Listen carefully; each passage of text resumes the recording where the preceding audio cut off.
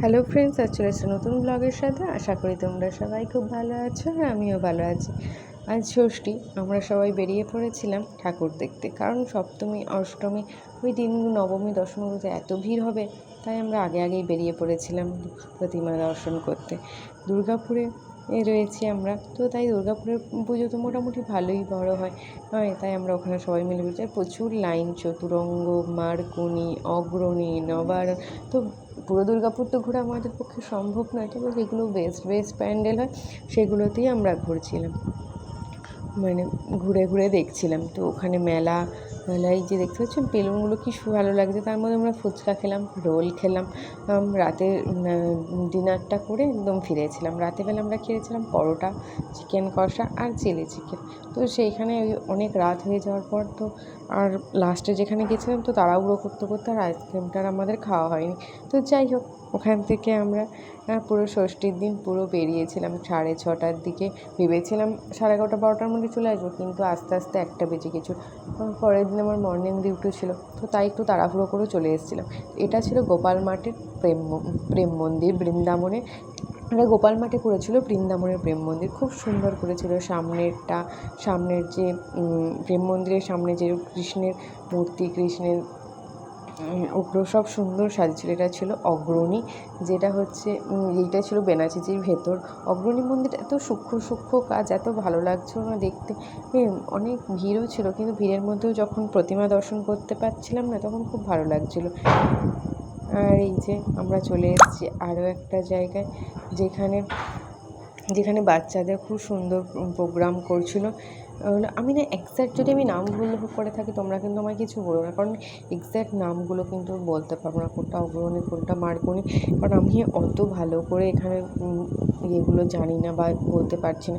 এখানে এক জায়গায় গেছিলাম যেখানে আমাদের নারীর যে নির্যাতন বা নারীদের যে নির্যাতন হয়, তো সেই জিনিসটাই সুন্দর করে এখানে ফুটিয়ে তুলেছিল। এই জায়গাটাও অ্যাকচুয়ালি কী জায়গাটা ছিল আমি সেটাও বলতে পারবো, কিন্তু বেশ ভালো লেগেছিলো। এখানের মূর্তিটা একটু অন্যরকম ছিল, অন্য জায়গাগুলোর তুলনায় একটু গোল্ডেন কালারের ওপর নর্মাল মূর্তির ওপর রেখেছিল। ওখান থেকে বেরিয়ে আমরা চলে এসেছিলাম ফুলঝোর। হ্যাঁ, ফুলঝোরের নামটা আমি ভালোভাবে বলতে পারবো, যেহেতু ওর কাছে আগে আমরা একটা হোস্টেলে থাকতাম। তো এখানে গ্রাম্য বাংলার পরিবেশটা এখানে তুলে ধরা হয়েছে, খুব সুন্দর লাগছিলো চারিদিকটা। ফোনে তো আমি আর অত ভালো করে তুলতে পারিনি, আর আমার ক্যামেরা এত ভালোও নয় যে খুব সুন্দর করে ফুটিয়ে তুলব, আর আমার সত্যি কথা বলতে এত ধৈর্যও নেই যে ভালো করে ফুটিয়ে তুলব।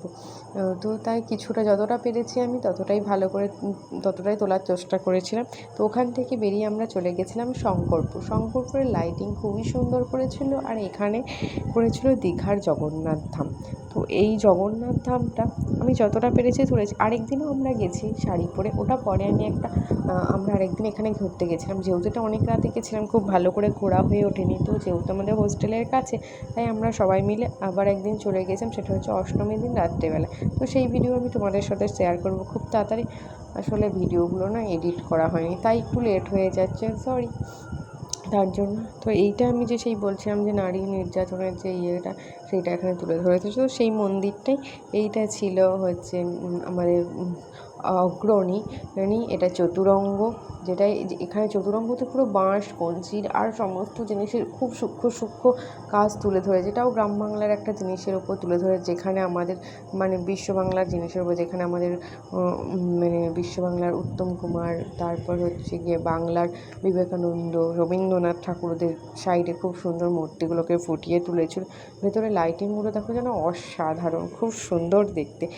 মানে এত প্যান্ডেলগুলোতে এত সুন্দর দেখতে, সারা রাত হেঁটে যেন মানে প্যান্ডেল দর্শন, প্রতিমা দর্শন দুটোই যেন সার্থক হয়েছে। কেমন লেগেছে তোমাদের অবশ্যই জানাবে। Thank you friend.